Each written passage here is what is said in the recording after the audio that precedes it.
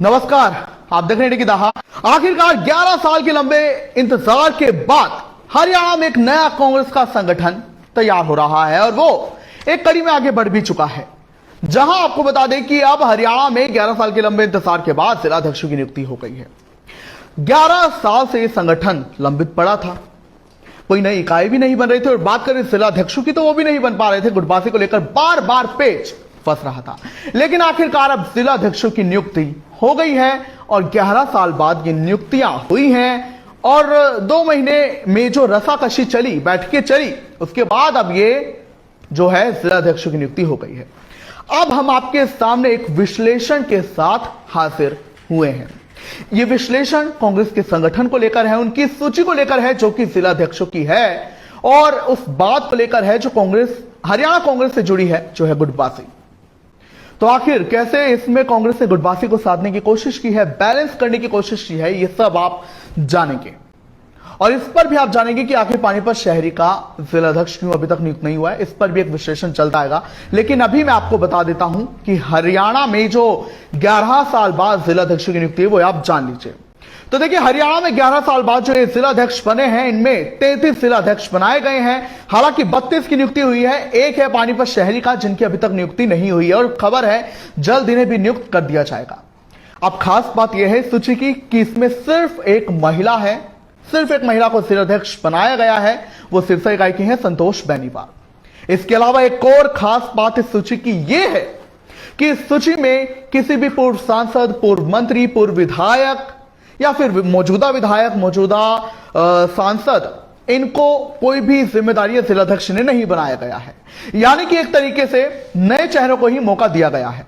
अब मैं आपकी जानकारी के लिए बता दूं कि यह खबर हमने आपको पहले भी कांग्रेस की गुटबाजी से और नए संगठन के निर्माण को लेकर बताई थी कि कांग्रेस इस बार इस बात पर ज्यादा रसाकशी कर रही है कि नए चेहरों को, युवा चेहरों को मौका दिया जाए।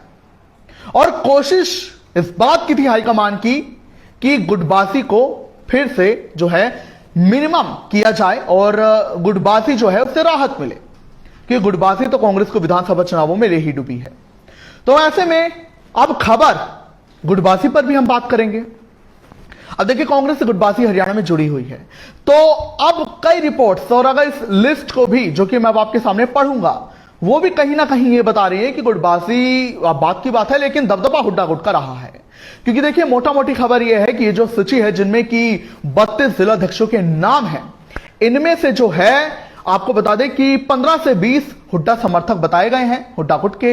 इसके अलावा 12 से 15 सैलजा गुट के बताए गए हैं। हालांकि फिर भी अभी जो है जानकारी अगर इसे गौर से देखा जाए तो 15 हुड्डा गुट के समर्थक माने जा सकते हैं, 12 सैलजा गुट के, 2 न्यूट्रल बताए गए हैं जो कि किसी के करीबी नहीं, वो अपनी राजनीति कर रहे हैं और कांग्रेस हाईकमान के करीबी हैं, और 2 राहुल गांधी के करीबी बताए गए हैं और एक रणदीप सुरजेवाला के करीबी समर्थित बताए गए हैं, जिलाध्यक्ष ने बनाया गया है। तो मैं जल्दी से आपके सामने वो लिस्ट रखता हूं और इसकी खास बात आखिर है क्या, वो जानिए।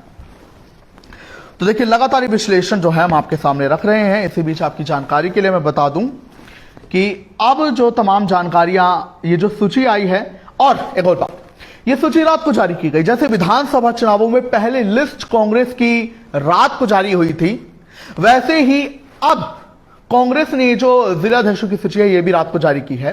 वो अपने आप में सवाल करे कि शायद मीडिया में इतना तब ना इसका हल्ला मचवाना हो, लेकिन अब तो मीडिया में रिपोर्ट छपी रही है। और दूसरा, आपकी जानकारी के लिए बता दें कि केसी वेणुगोपाल ने लिस्ट जो है जारी की, जो कि संगठन के महासचिव हैं। अब जो मैंने जैसा आपको बताया कि किसी भी पूर्व विधायक, पूर्व मंत्री या पूर्व सांसद या मौजूदा सांसद और विधायक को जिलाध्यक्ष नहीं बनाया गया है, नए चेहरों को मौका दिया गया है। हां, लेकिन कुछ नेता जो चुनाव हार गए थे उन पर भरोसा जताया गया है। इसी कड़ी में सबसे पहला नाम अंबाला छावनी का है।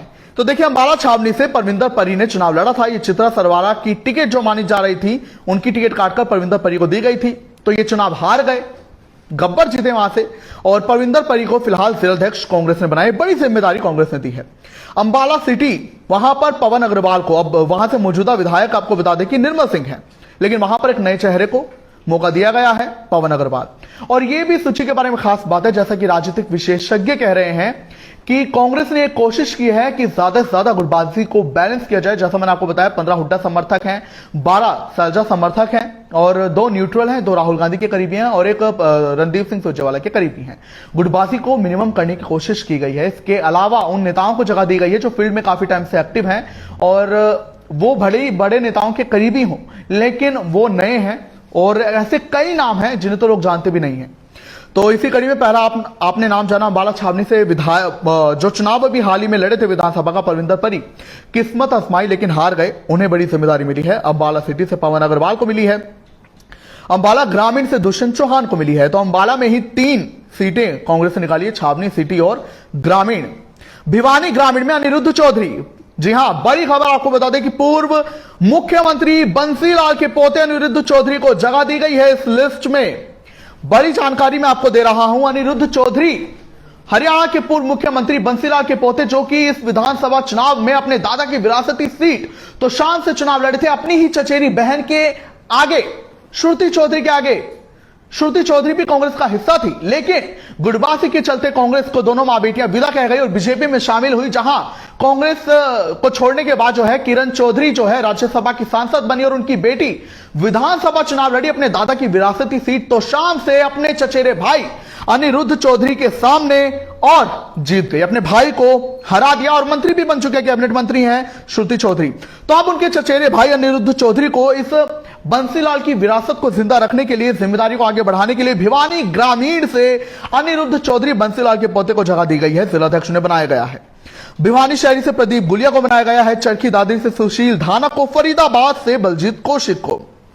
आपको बता दें कि जो बड़े बड़ी जिले हैं वहां पर 3-4 सीटें निकाली गई हैं, जहां पर अलग अलग हिसाब से जिम्मेदारी दी गई है। लेकिन जो छोटे छोटे जिले हैं, जैसे कि फरीदाबाद हरियाणा का सबसे छोटा जिला है, तो वहां पर एक ही सीट रखी गई है जो है खुद फरीदाबाद, जहां पर बलजीत कौशिक को जिलाध्यक्ष बनाया गया है। फतेहाबाद में भी सिर्फ एक सीट रखी गई है जो कि अरविंद शर्मा है, वहां से वो जिलाध्यक्ष बने हैं।